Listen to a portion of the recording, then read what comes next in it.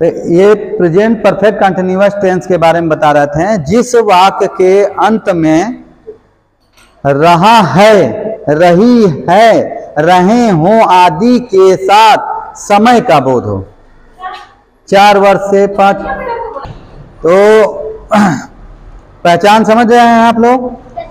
तो निगेटिव में भी क्या करना है कि केवल जो सहायक क्रिया हैज या हैव लिखते हैं उसके बीच में नॉट लिखेंगे, तब बीन लिखेंगे, BEEN, बीन। तो इसका नियम हम लिखेंगे।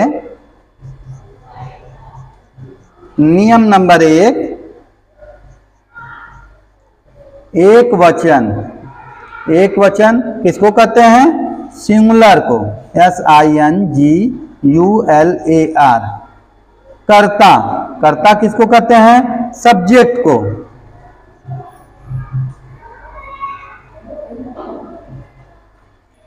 के साथ हैज नॉट बीन, तथा बहुवचन कर्ता के साथ हैव नॉट बीन लिखते हैं। नियम नंबर 2, मेन वर्ब, जिसको हम हिंदी में कहते हैं मुख्य क्रिया, के फर्स्ट फॉर्म में ING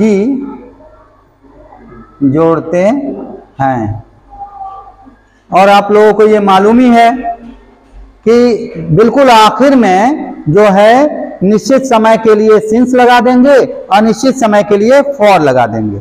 ठीक है। तो अब नीचे हम शॉर्ट फॉर्मूला इसका लिखेंगे कि सब्जेक्ट, उसके बाद हैज या हैव प्लस नॉट, और यहां बीन लिख दीजिए, बीन तो दोनों में लगेगा। फिर मेन वर्ब के फर्स्ट फॉर्म में ING, फिर ऑब्जेक्ट, और उसके बाद सिंस या फॉर।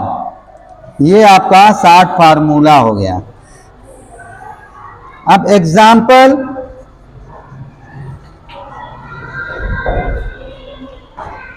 राम 2 वर्ष से इस मकान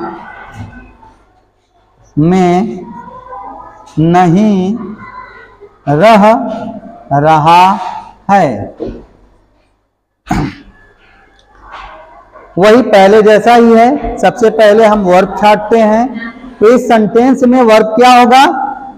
जिस शब्द से किसी काम का होना या करना प्रकट होता है उसको क्रिया कहते हैं, अंग्रेजी में उसे वर्ब कहते हैं। तो यहां पर रहने का जो कार्य कर रहा है, ज्यादातर आप सेंटेंस में देखेंगे जो आखिर में आएगा वही वर्ब होगा। ठीक है। मेन वर्ब, एक हेल्पिंग वर्ब होती है और एक मेन वर्ब होती है। तो हम इसको वर्ब कर देते हैं।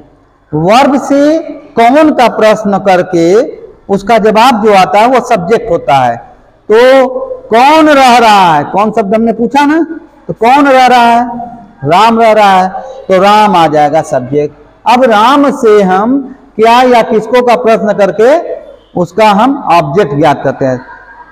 तो राम कहाँ रह रहा है या किसको, कैसे, निर्जीव सजीव, ये ऑब्जेक्ट होता है। इसका थोड़ा सा नियम है।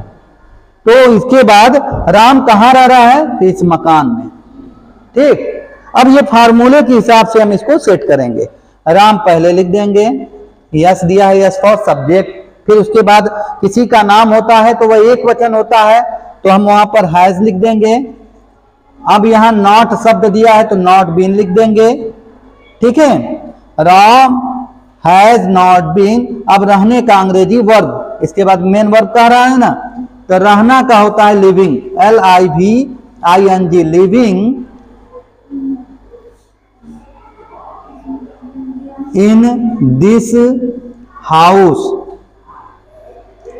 अब से की अंग्रेजी 2 वर्ष से दिया है। क्या ये निश्चित है कि अनिश्चित है? निश्चित है। 2 वर्ष कब 2 वर्ष? तो अनिश्चित ना हुआ। ये नहीं कह रहा है कि सन 2020 से रह रहा है तो अनिश्चित हो गया। तो निश्चित के लिए, अनिश्चित के लिए हम क्या लगाएंगे? For 2 years।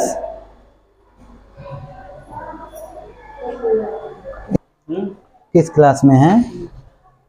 2 में होंगे। 2 में आदिल। पूछ लेता हूँ।